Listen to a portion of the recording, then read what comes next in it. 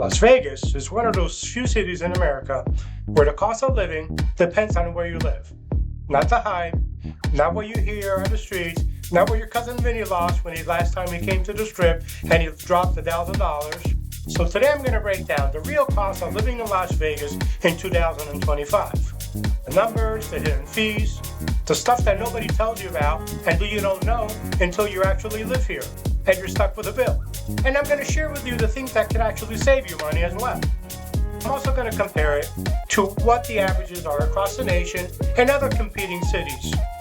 So stick around because in a minute I'm going to tell you that one cost that everybody forgets.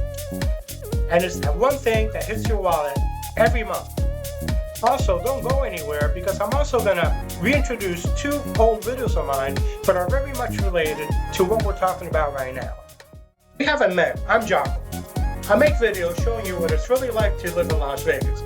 I'm a real estate agent. I have helped hundreds of clients move from across the country and locals as well, showing you the new developments and the neighborhoods that actually deliver value. So if this is your first time visiting my channel, hit subscribe so you stay in the loop where I share every week what's going on in the Las Vegas market. Well, here is what we're going to cover today. We're going to cover the housing costs, the rents, the mortgages, and the truth about HOAs. We're going to cover utilities and the bill that shocks every newcomer every summer. Talk about transportation, which includes the real cost of driving here in Las Vegas. I'm going to include insurance costs in that as well. We're going to talk about taxes and fees. Now, Nevada is a tax-free state, meaning you only pay federal. However, there's some hidden costs that make up for that. So I'm going to make you aware of those as well. We'll cover the lifestyle costs, the dining out, the amenities, the gym, entertainment, and I'm going to compare it to national averages as well. And of course, there's also hidden costs that you never heard about and that you want to know about. And finally, who Las Vegas is financially suited for, and who might struggle here as well. Once again, I'll list those two videos that I'm going to link throughout the breakdown, because they're really going to help you find the right neighborhoods and what it's actually going to cost you to live there.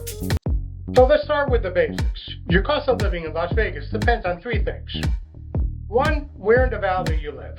Summerlin, Henderson, and the Southwest are going to run you high. North Las Vegas and the East Side will run you lower.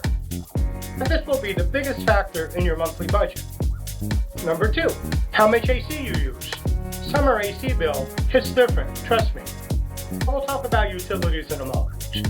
And number three, your driving habits. Vegas is a driving city. Coming from New York City, San Francisco, or Seattle, we're about to start driving a lot more. In most categories, we land slightly below or right at national average, except for electricity in the summer, and yes, car insurance. And since someone most likely is going to ask me in a comment, yes, Las Vegas, Nevada, is a state-free tax. There's no state taxes, there's no local taxes. You only pay for federal, that's it. But Nevada absolutely makes up for those in licensing fees, permit fees, and various bureaucratic costs. But we'll get into those when we talk about taxes and fees. But there is one great perk. Nevada does not have one toll road. That means that you could cross the entire state from California to Arizona to Oregon to Utah without paying one single toll. All you do is pay for your snacks, your gas, and your favorite playlist. Alright, let's talk about property taxes, which is the biggest cost you're going to incur. Either you're a buyer or a renter, at one point or another, you're going to run into some of these costs.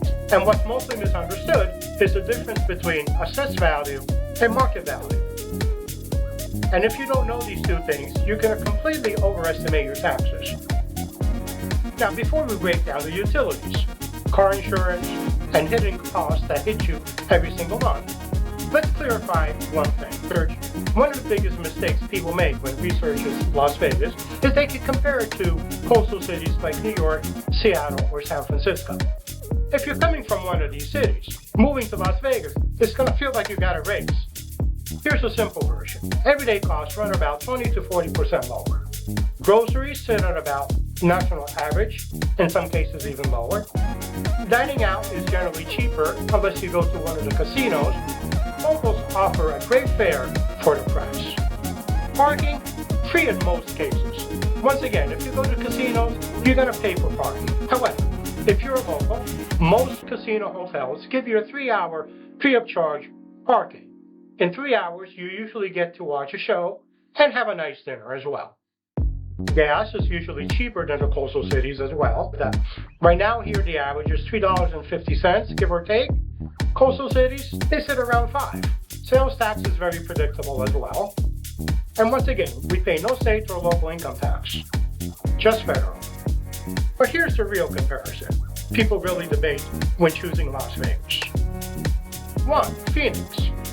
Very similar cost of living. Car insurance is slightly lower. Property taxes are higher. Utilities pretty close. Both cities cook in the summer. Austin and Dallas. Bigger hit on taxes. Home insurance is higher. Lifestyle costs a bit higher as well. And humidity tax, not financial, but real. Then we have Denver. Higher overall costs. Groceries and dining very much higher. Higher insurance, cold weather lifestyle costs, snow tires, and utilities in the winter. And finally, we have Salt Lake City. Both are very, very close. Usually equal or slightly higher in Las Vegas. Groceries and utilities, very close. Insurance can be lower depending on the zip code. And in just a minute, I'm going to tell you about the real costs that homeowners face, but that nobody talks about. And these are the ones that actually matter. But first, utilities. Because the summer electric bill, newcomers don't see it coming. If you're buying a home in Las Vegas, this section right here is where you save real money. And before we go any deeper, I want to explain the misunderstanding that people have about Nevada homes. Assessed value is not the same as appraised value. The appraised value of a home is the value that a home has on the market. Assessed value is what the county calculates on property taxes. That is why our taxes stay predictable. It's much, much lower, and way below national averages. Here is what you actually pay. Nevada runs 0.45 to 0.7%. For most homes, $600,000 to $800,000. The property tax bill will be about $3,000 to $4,500. Compare that to the national averages. Way lower. Phoenix is similar. Denver between $4,005 and $8,000. Austin and Dallas, $7,000 to $12,000 every single year. Coastal cities, $7,000 to $25,000. And no, that is not a typo. And in addition to that, Nevada has a 3% cap rate, the max it could go up any year. So you're not going to be hit with a surprise like cities like Dallas. Now let's talk about home insurance. Nevada doesn't have hurricanes, doesn't have typhoons, it doesn't have landslides, or coastal city winds. That alone keeps insurance costs way below national averages.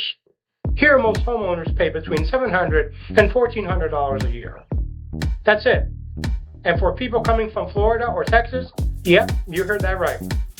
Now HOAs, the most beloved fee. HOAs are everywhere in Las Vegas.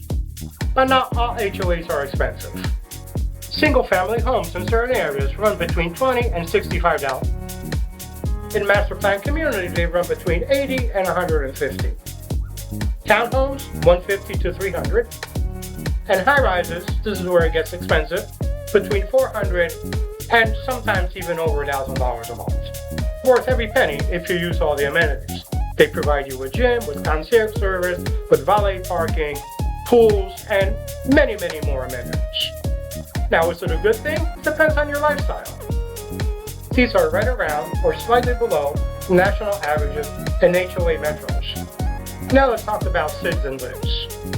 Our infrastructure costs to help build out a large part of the city. We usually see about $20 to $60 a month, or a one-time balance of $5,000 to $15,000 a month. Yes, eventually they get paid off. Utilities could be a big surprise for people, mostly because of one thing: summer. Electric, compared to national averages, summer between $280 to $450 a month. Winter between $80 and $150 a month. Water, compared to national averages, $35 to $90 a month, depending on the landscaping. Cash, flat, predictable, between $25 and $30 a month. The summer electric bill hits different, but everything else, pretty reasonable. Landscaping. Most homes in Las Vegas use desert landscaping. Low water, low maintenance. Typical monthly cost between $80 and $150 a month. But if you got big palm trees and big trees, expect $150 to $300. So pool costs. If your home has a pool, this is what you're looking at. Service between $100 and $160 a month. Repairs when they happen. Pump, filters, seals, all the standard stuff. Now, general maintenance. Use the 1% rule. So on a $600,000 to $800,000 home, expect $6,000 to $8,000 a year in general upkeep. That's right, in line with national averages. Now, closing costs. Now, these happens only once you buy the home. And they run between 2 and 3% of the purchase price. On a $700,000 home, expect to pay between $14,000 and $21,000. Now, home warranty. Now, I recommend you keep one. I always negotiate a free home warranty when you purchase your home. After that, they run between $450 to $700 a year. Now, commuting and transportation. Gas runs between $3.50 and $4.50, depending on the part of town and where the gas station is located. To wear, replace your tires every 25 to 35,000 miles. Car insurance lower than coastal, but at national averages. AC use, yes, that will increase your gas fuel. But remember, no tolls, and you could cross the entire state into 5 others at zero cost. Now, lifestyle costs. Now remember, these are subjective. Groceries run about national average. Dining out, a huge range. You could drop $300 a person on the strip. You could find something very affordable at a local restaurant. Gym membership between $30 and $120, depending on your lifestyle. And entertainment, contrary to what a lot of people tell you, endless no-cost options across the valley. If you want to hear the real reason why people decide to stay in Las Vegas, and not the internet myths, watch my video, Why I Stayed in Las Vegas. I'll put it right here. So we went through all the real numbers. Taxes, insurance, utilities, the summer shocker. Why? Is Las Vegas still affordable? Compared to metro cities like New York, San Francisco, Seattle, Vegas is still dramatically more affordable. Housing alone is 3 to 5 times lower. Taxes 2 to 4 times lower. Insurance often half. The lifestyle costs like groceries and dining and entertainment, they stay at national averages. Now compared to competitor relocation cities, Phoenix, Austin, Dallas, Vegas still wins, though the margin is narrow. Here's the key takeaway. Vegas remains a massive value for homeowners, as long as you understand what it is that you're actually paying. And that is why doing the math before you move is imperative. It comes down with what matters to you. Are you chasing low taxes, predictable utilities, or that unbeatable desert lifestyle? Vegas delivers, but only if you know the numbers. Now, before we wrap it up, let's make sure you didn't miss anything. I've got a couple more things you could click on right after this video. I want to hear from you. Where are you moving from? Drop it in the comments. I read every single one. And if you're thinking about buying or selling here in Las Vegas, don't wait, reach out. I could help you find the right home or investment with numbers fully in your favor. That subscribe button and tap the bell, so you never miss a video about what it's really like to live in Las Vegas. And if you haven't already, check out those 2 videos I told you about. The future of Las Vegas, where Las Vegas is growing next. Why I stayed in Las Vegas. Don't believe the myths. Las Vegas isn't just a strip. It's a city with real homes, costs, and real opportunities. And now, you know exactly what to expect. Thanks for watching, and I'll see you next week, right here on the Darkona Report.